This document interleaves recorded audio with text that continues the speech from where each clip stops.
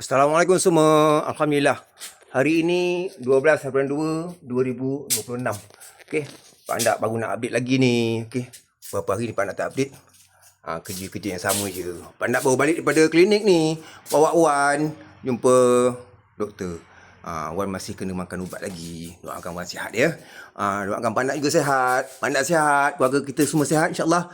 Buat sahabat-sahabat semua insya-Allah semua sihat dan dimudahkan Allah segala urusan. Pandak kat bilik air lagi ni. Ini tak sudah-sudah lagi ni. Pandak nak keringkan dia betul-betul.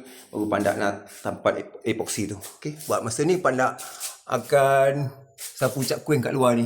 Tingkap dah siap. Dalam tu sebahagian tinggal sikit je lagi. Ya abang dah buat insya-Allah. Okey.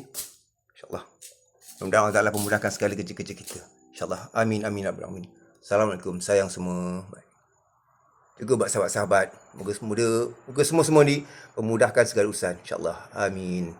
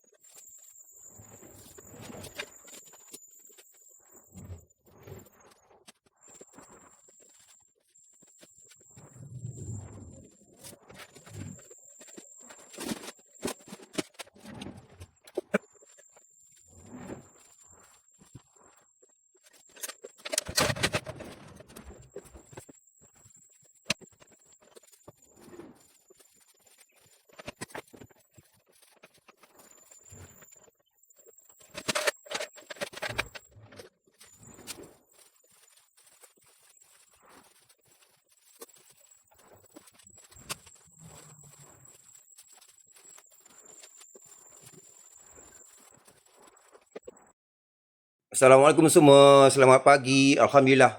Hari ini 13 hari bulan 2 2026. Ni dekat atas ruangan tengah yang Pak Andak naikkan lantai dia tu. Ayah abang masih menolong Pak Andak buat kerja-kerja cat kuing. Pak Andak hari ni nak teruskan kerja dekat sebelah bilik air ni. Lantai bilik air tu Pak Andak pending lagi. Kena tampal lagi sikit. Masih ada lakukan. Jadi sementara tu Pak Andak siapkan cat kuing ni lah. InsyaAllah. Doakan kami semua sihat. Keluarga kami sihat insyaAllah. Buat sahabat semua. Mudah-mudahan dimudahkan Allah segala urusan. Urusan kita mudah. Sihat tubuh badan insyaAllah. Assalamualaikum. Sayang semua. Amin amin rabbal alamin. Assalamualaikum semua. Selamat petang. Alhamdulillah. Pintu dah siap satu layer. Bahagian luar sikit ni dah siap satu layer. Besok boleh sambung. Ini pun dah siap satu layer. Nak kena lapis lagi selapis. Okey. Yang ni Pandak dah siapkan. Dah 2 layer. Bawah, tengah bawah. Nak cat bawah ni. Okey.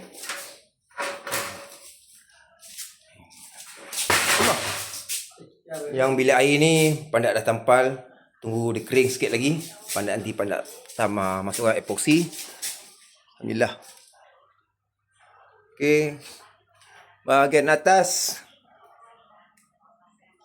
air abang dah siapkan. Alhamdulillah. Nak buka lampu sekejap Sepah atas ni.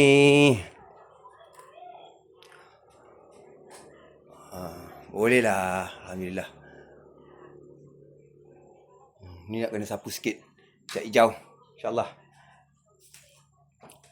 Sekarang Pandak tak usik dulu. Allah Rabbi.